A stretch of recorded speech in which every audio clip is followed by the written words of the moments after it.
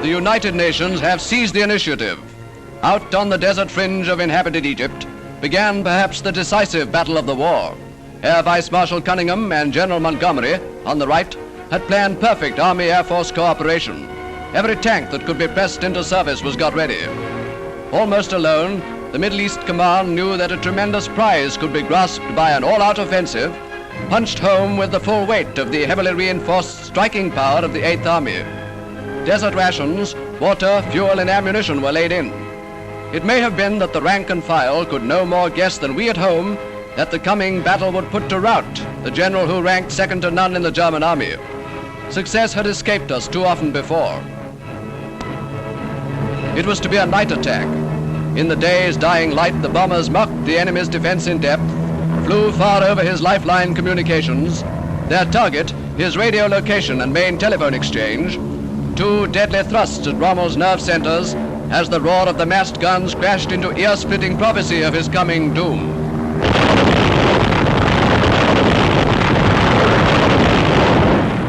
Photographically prolonging these split-second gun crashes, these pictures show how the opening bombardment turned the night blackness into almost day. They convey also something of the terror of night attack to an army taken by surprise.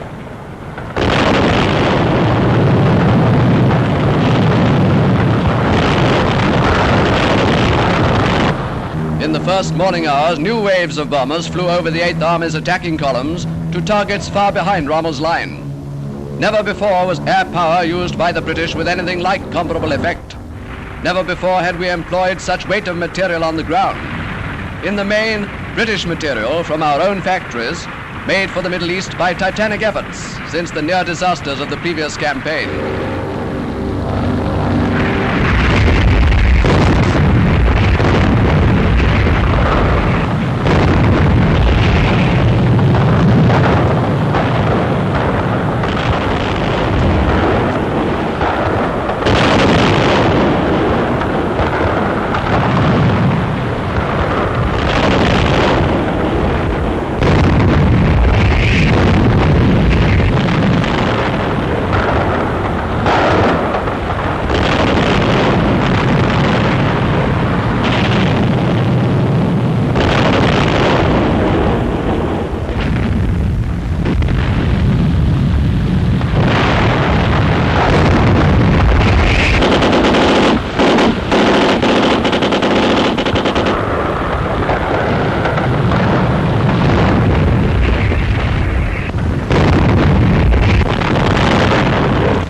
It was the swift destruction of his armor that overwhelmed Rommel.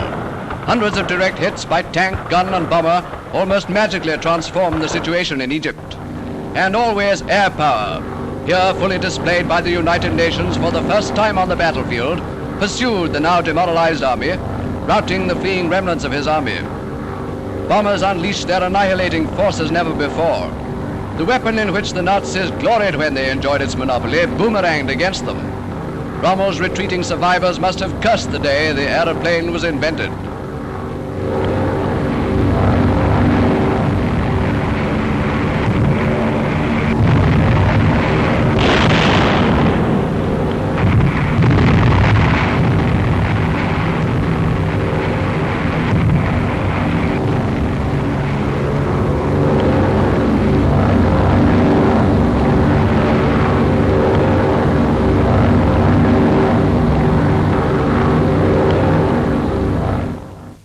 The localized battle which began in Egypt was the prelude to an African campaign.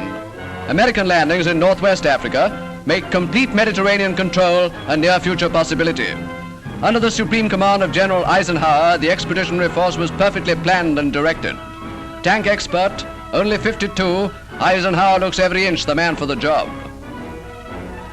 Of several landings on the Atlantic coast, the most notable was at Casablanca, important seaport and second city in Morocco. It carries in peacetime a thriving trade. In wartime, in German hands, its excellent harbor sheltered U-boats, which menaced transatlantic shipping and the route round the Cape. Vichy troops resisted the landing near Casablanca, though less determinedly than was expected. A fine port is lost to the Axis, gained by the United Nations. A significant Mediterranean landing was at Oran.